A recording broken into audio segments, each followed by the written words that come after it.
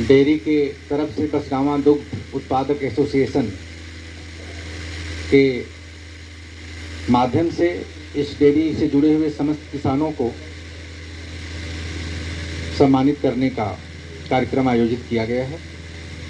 इस कार्यक्रम में हमारे मित्र भाई अर्जेश जी हैं। कार्यक्रम के समस्त आयोजक हमारे सामने, हमारे मित्र जो भी लोग बैठे हुए हैं यहाँ के सम्मानित, हमारे भाई पिता तुल्य, माताएं बहनें, जो भी लोग हैं, मैं सबका माननीय विधायक जी को से हार्दिक स्वागत करता हूँ। माननीय विधायक जी की उपस्थिति इस कार्यक्रम में होनी है प्रमुख जी के साथ में।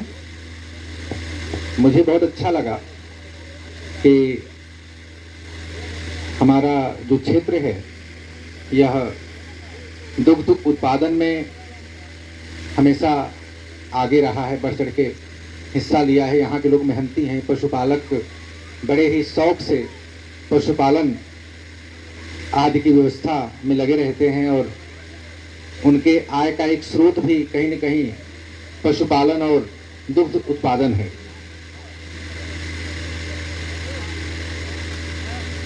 मैं यहाँ अर्जेश जी से चाहूँगा कि कुछ वो नई टेक्नोलॉजी, कुछ ऐसी नई तकनीकी यहाँ बैठे हुए हमारे किसानों को बताएं, जिससे उनको अच्छी नस्लों के पशु को रखने में सरकार द्वारा कुछ सहयोग मिलने का भी व्यवस्था हो जाए, उनके रख रखाव, उनके खान पान, और वो ऐसी कौन सी तकनीकी हो, कौन सी ऐसी टेक्नोलॉजी हो जिससे वो अच्छे गुणवत्ता के अधिक मात्रा में दुग्ध उत्पादन की व्यवस्था बनाए रख सके।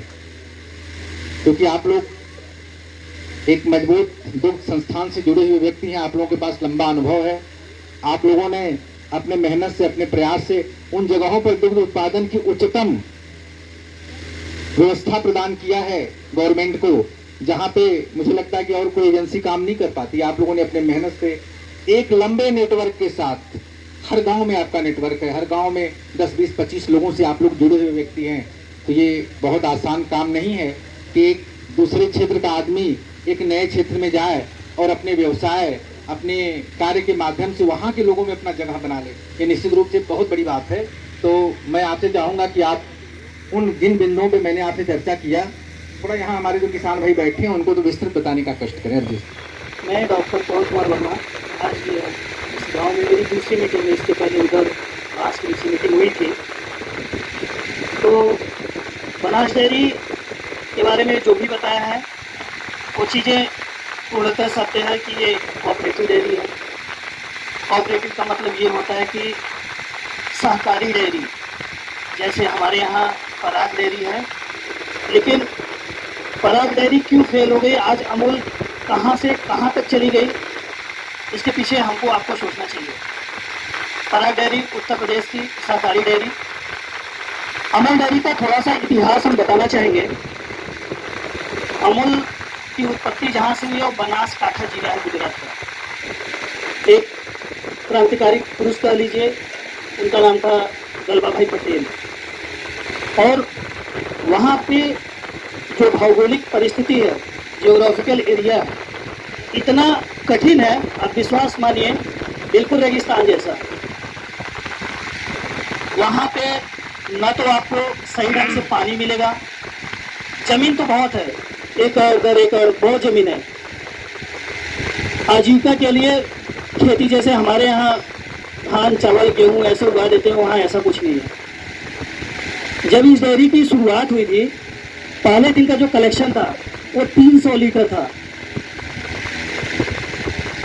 और इस डेयरी की शुरुआत 1969 में हुई और 300 लीटर से आज जो है 80-85 लाख लीटर एक जिले में, एक दिन का।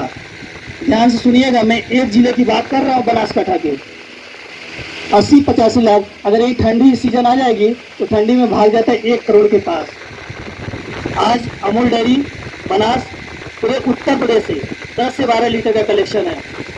तो इसके पीछे जो मेन उद्देश्य है, जैसे मैं कहूँ कि भाई इधर हम लोग इतने लोग बैठे हैं, आप लोग इतने लोग बैठे हैं, दोनों में लड़ाई हो जाए तो कौन जीतेगा?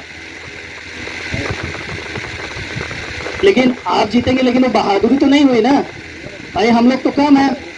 उत्तर प्रदेश सबसे ज़्यादा दूध उत्पादन वाला एरिया है, सबसे ज़्यादा दूध उत्पादन होता है, लेकिन प्रति पशु जो दूध उत्पादन है वो बहुत कम है।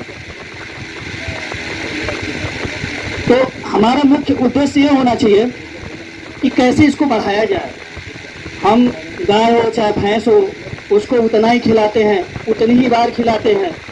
400 किलो की है तो भूसा चारा भी देते होंगे, खाली चूनी भी देते होंगे, और जो भी आपके घर पे पदार्थ पड़ेंगे वो भी देते होंगे। लेकिन दूध कितना देती है एक पशु? 3 लीटर 4 लीटर। आप ईमानदारी से बताइए, आपने कभी लेखा जोखा किया है? नहीं करते होंगे, क्योंकि हमारे यहाँ जो है पशुपालन को एक व्यवसाय के रूप में कभी नहीं देखा गया। उसमें हमारी आपकी गलती नहीं है। हमारे ऊपर जो भी चीज़ें थी, जैसे मैं पराग डेयरी की बात कर रहा हूँ, जिस पारदर्शिता के साथ बनास डेयरी अमूल काम करती है, उस पारदर्शिता के साथ हमारी जो प्रदेश की पराग डेयरी थी, कभी उन्होंने काम नहीं किया। तो हम लोग कभी भी जो है इसको व्यवसाय के रूप में नहीं देख पाए। आज की परिस्थिति ये है, अगर आपके पास जमीन है थोड़ी बहुत, 1-2 पशु रखने का आपके यहाँ है, तो आप एक अमूल डेयरी एक मंच प्रदान कर दिया है कि आप अपने दूध ले जाके समिति पे लाइए, हर 15 दिन पे आपके खाते में पैसे क्रेडिट होगा। अब सोचिए ना, दूध को 2 घंटे अगर हम रख दें ऐसे बाहर, दूध खराब हो जाएगा।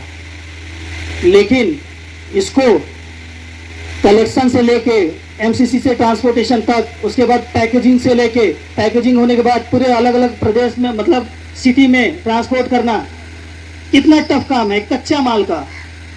तो ये इसीलिए है कि मतलब जितने भी इसमें कर्मचारी हैं, चाहे समिति अध्यक्ष से, सचिव से होके, चाहे जो भी कार्यकर्ता इससे डायरेक्टली इनडायरेक्टली जुड़े हैं, सब बहुत ईमानदारी से इससे जुड़े हुए हैं। तो हम बात करते हैं डॉक्टर के तौर पे 3 बातें मुख्यतः मैं बोलूँगा, जो कि अभी मीटिंग करके आया हूँ तो वहाँ भी यही बात बोला हूँ, और उस 3 बातों में लगभग सारी बातें मोटी मोटा हो जाता है। मुख्यतः जो हमने बोला, एक पशु के पीछे जो दूध उत्पादन हम बहुत कम लेते हैं।